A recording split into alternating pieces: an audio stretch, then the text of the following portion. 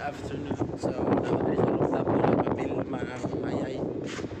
So, medyo tugno dari karon. So, sa Taiwan. So, tanaw niyo akong palibot before ko, after ako mga ayay ha. Hello. Yun sa mo ang tawag ni kanang panel board.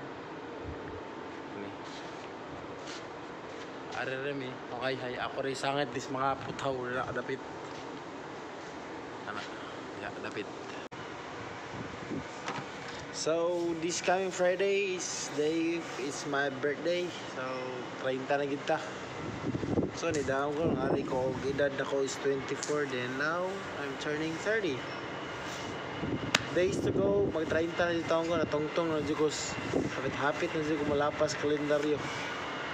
So, unsay na usab nga naabot tayo 30. So, nalay mga changes no kay kita, kay ako, kay pamilyado naman.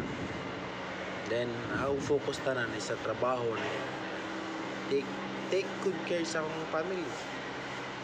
Especially sa akong anak, sa akong asawa. No, I'm not a perfect partner, perfect husband, but kamot ko para sila, di ba? It's my birthday this coming Friday. I'm turning 30. Oh, God is good. Kunom na ko katuig diri sa Taiwan. So naalang ya po inausap na changes natin mga kalambuan gamay pero dili kay kadakuan.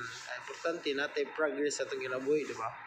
Busa ikaw kamot pud nga napoy mausap sa mga galing. Again, disclaimer lang, I'm not a perfect, but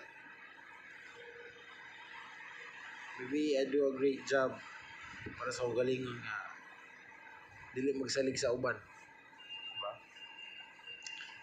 Kaya na kong barugan ng akong istorya uban. Pero dili man sa tanan, pero proud ya kung gusto akong galingon nga naabot ko ning edad. Mag-30 na ko puhon. So, nangari ko, 24 akong edad, bago pa 24, din akong bata, Celestine, is gamay pa. 11 months pa man siguro. Kasi sa iris kong buka kay gusto kayong hangin. Happy birthday to me.